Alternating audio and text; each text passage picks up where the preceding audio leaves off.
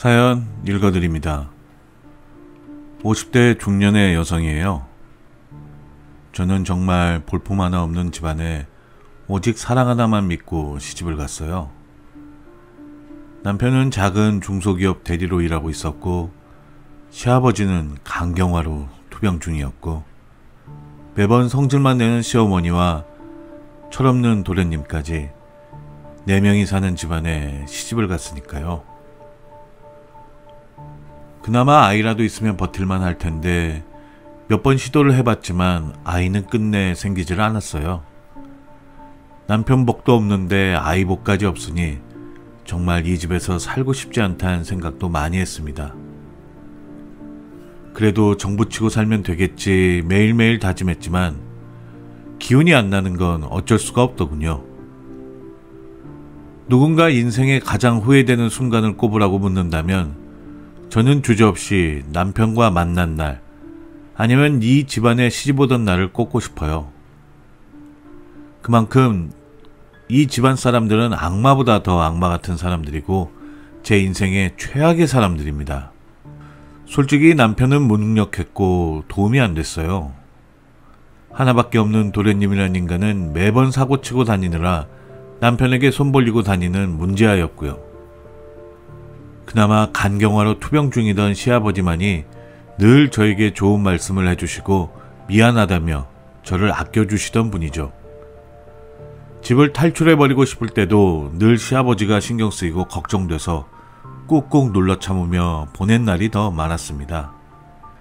시아버지는 대부분 복수가 차서 불룩 나온 배로 힘겹게 앉아 계시거나 아니면 병원에 입원해서 치료를 받는 것이 거의 일상이었어요. 술, 담배를 하시는 분도 아닌데 유전적으로 간이 안 좋다고 하시더라고요. 제가 시집 왔을 때부터 투병 중이셨으니까 거의 10년 넘게 아프시다가 돌아가신 셈이죠. 하지만 시아버지가 아프신 게 문제는 아니에요. 바로 이 악마 같은 시어머니와 바보 같은 남편, 머저리 같은 도련님 때문입니다. 시아버지가 본격적으로 치료에 들어가면서부터 거의 5년 넘게 제가 병수발을 다 했어요. 병원 입원부터 잠시 집에 계실 때도 대소변 다 받아서 상태 체크하고 식단도 제가 신경 써야 했으니까요. 특히 밤에 몸이 저리다, 아프다 하시면 주물러 드리는 것도 온전히 제 몫이었죠. 그럴 때마다 옆에서 코 골며 자는 시어머니를 보면 정말 한 대 쥐어받고 싶을 정도였습니다.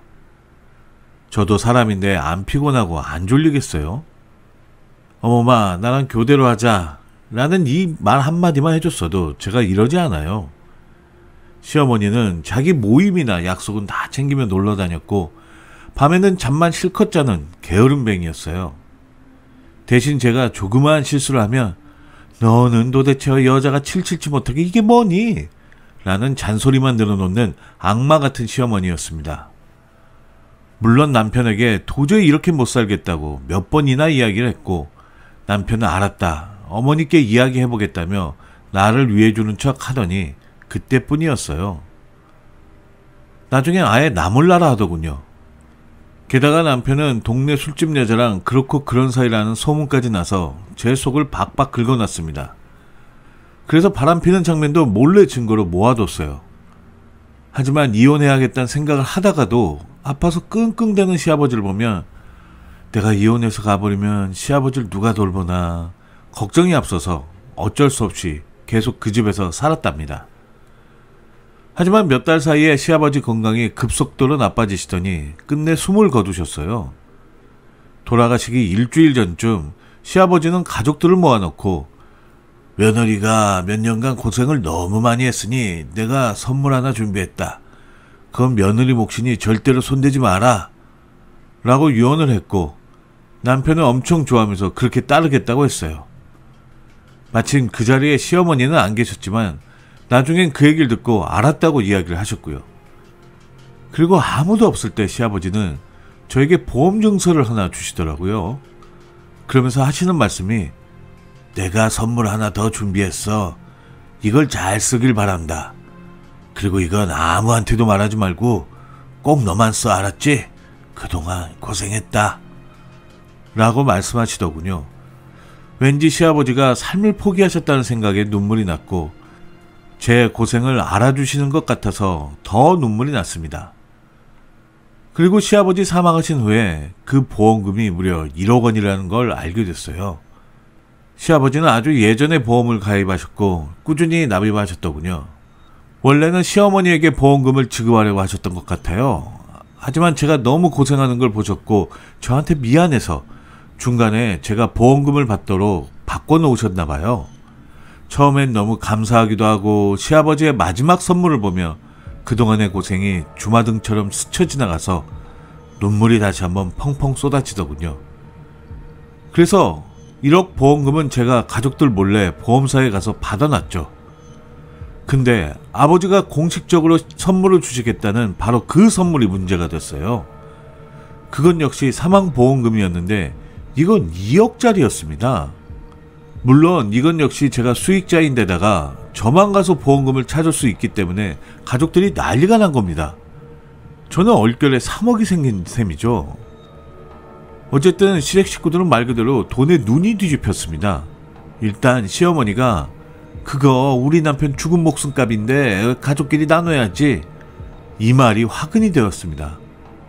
어느 정도 예상은 했지만 막상 그런 말을 들으니 엄청 섭섭하더군요. 그래서 제가 어머니 무슨 말씀이세요? 아버님이 저한테 주신다고 신신당부하셨는데요. 그러자 시어머니는 난 그때 거기 없어서 그런 말 못 들었다 하면서 딴소리를 하시더군요. 이럴 때 시댁 식구들이 어떻게 하는지 궁금했습니다. 저는 남편이나 도련님이 양심 있으면 나서줄 거라 믿었거든요. 하지만 그게 얼마나 바보 같은 짓인지 금방 깨달았죠. 남편도 딴소리를 하고 도련님은 그러게요, 저희도 기억이 잘 안 나네요. 법적으로 이런 건 나누는 거라고 알고 있었어요. 이렇게 시치미를 뚝 떼는데 정말 정남이가 떨어지더군요. 어차피 시아버지가 불쌍해서 있었던 시댁인지라 저는 미련 없이 남편과 이혼하겠다고 말을 했습니다. 그러자 시어머니가 펄쩍 뛰는 거예요. 내 남편값 목숨값 받자마자 이혼을 한다고? 세상 천지에 너처럼 뻔뻔한 여자가 어딨냐? 가려면 우리 남편 목숨값 다 내놓고 가! 이렇게 악다구니를 쓰는데 너무나도 미웠습니다. 남편 역시 처음에 미안하다고 말하더니 나중에 돈을 내놓아야만 이혼을 해주겠다고 하는 거예요. 협의 이혼은 거의 불가능한 것 같아서 아무래도 소송을 하려고 하는데 갑자기 시어머니가 너 바람나서 그러는 거 다 안다, 이상한 소리를 내뱉더군요. 그러면서 동네 약사를 바람핀 사이라며 우기는 겁니다. 너 하루에도 몇 번씩 약국 들락거리고 약사랑 희락락거리는 거 내가 다 안다. 남편이 돈 좀 못 벌어온다고 약사랑 그런 짓거리를 하고 다니니까 좋냐? 너 약국 안에서 약사랑 무슨 짓 한 거야, 이 나쁜 거사. 차마 입에 담지도 못할 말을 마구 뱉어내는데 화가 머리끝까지 치밀어 오르더군요. 당연히 약사랑 자주 만났죠. 물론 약국 안에서요. 아버지 처방전 받은 걸로 약을 사야 했고, 간이 안 좋으니 어떤 약이 간에 부담을 덜 주고 혹은 간에 좋은 약이 뭐가 있는지 상담받으러 나가는 김에 종종 들러서 이야기를 나눈 게 전부입니다. 시어머니는 어떻게든 저를 나쁜 여자로 몰아가서 이혼을 하더라도 돈 뺏고 내보내려고 없는 사실까지 만들어내는 거였어요. 정말 돈 앞에서 며느리고 시어머니고 없더군요. 그래서 증거 있어요? 제가 약사랑 그렇고 그런 사이라는 증거 있냐고요? 바락바락 대들었더니 시어머니는 우물쭈물 하다가 너랑 약사랑 단둘이 있는 거 본 사람이 동네에 한두 사람이 아니야. 이게 증거야. 이게 증언이고 어쩔래? 하며 막무가내로 헛소리를 내뱉는데 기가 찼습니다. 정말 이 집안에서 이 악마 같은 시어머니랑 같이 숨쉰다는 것만으로도 고통스럽더라고요. 솔직히 보험금 2개 합쳐서 3억 원이 전부 내 돈이었지만 지긋지긋하더군요. 하지만 저는 너무 결백했기에 그럼 소송으로 가. 그때 법정에서 만나자고 큰 소리를 치며 일단 집으로 나왔죠. 그리고 아는 친구 집으로 가서 며칠 지냈습니다. 근데 남편에게 연락이 왔어요.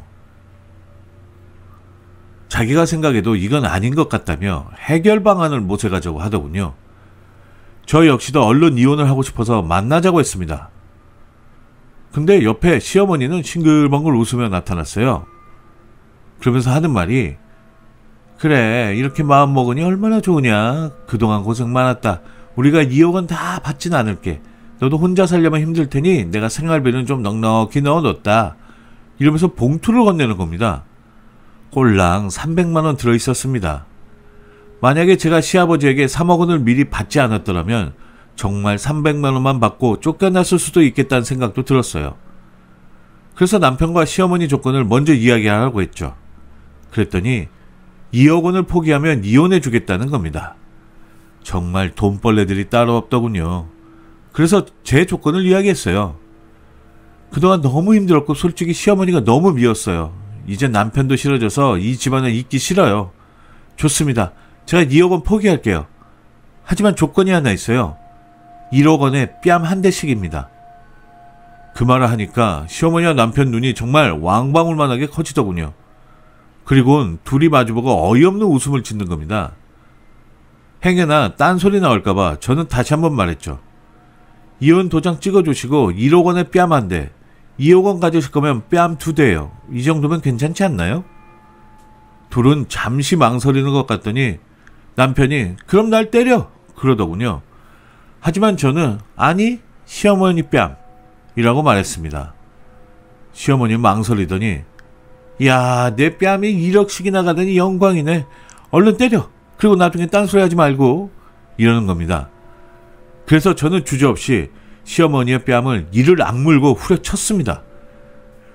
그것도 숫자를 크게 외치면서 그동안의 감정을 꾹꾹 눌러 담아서요. 한 대! 후려쳤죠. 시어머니는 1억 생겼다며 오히려 좋아하더군요. 그리고 저는 이제 1억도 남았으니까 당신이 바람핀 술집 여자 데려와. 이랬습니다. 남편은 놀래서 그건 안 된다고 했지만 저는 상간녀 뺨 후려치지 않으면 돈을 못 주겠다고 했습니다. 그리고 집으로 왔죠. 그날 밤에 상간녀를 설득해서 남편이 데려왔더군요. 역시 돈 앞에 안 되는 게 어딨겠어요. 바로 상간녀 뺨 후려쳤습니다. 후려치고 나니까 상간녀가 뺨을 부여잡고 거의 나뒹굴더군요. 그리고 일단 치료비 하라고 시어머니와 상간녀에게 100만 원씩 줬습니다. 둘은 꽁돈 생겼다며 아주 좋아 죽더군요. 제 계획도 모르는 채요. 지난 세월을 보상받을 만큼 후련하진 않았지만 그래도 이 악마 같은 인간들과 헤어질 수만 있다면 뺨 2대에 2억 원이 아깝지가 않았어요. 그리고 보험금 받자마자 이혼 소송했습니다. 남편이랑 시어머니는 약속 지키라며 길길이 날뛰는데 저는 오히려 남편이 바람핀 주체라며 보험금 일부로 이혼 전문 변호사 사서 바로 이혼 소송 해버렸어요. 역시나 남편은 저를 폭행으로 신고를 했는데 솔직히 경찰도 믿어주질 않더군요. 증거도 없어서 그냥 돌려보내더라고요. 그렇게 저는 모든 돈을 가지고 올 수 있었어요. 저는 3억 원으로 앞으로 어떻게 해야 할지 행복한 고민을 하는 돌싱녀가 되었네요. 아, 남편은 어떻게 됐냐고요? 이혼소송 패소해서 오히려 저한테 위자료 주게 생겼고 남편이 만나던 술집 여자는 남편 돈 갖고 튀었다고 하네요. 인과응보죠. 시어머니는 풍을 맞아서 한쪽 발을 못 쓴다는 소문도 들었습니다. 역시 이 모든 게 하늘에 누군가가 내려준 벌이라 생각합니다. 역시 착하게 살아야겠네요. 저의 긴 글을 읽어주셔서 감사합니다.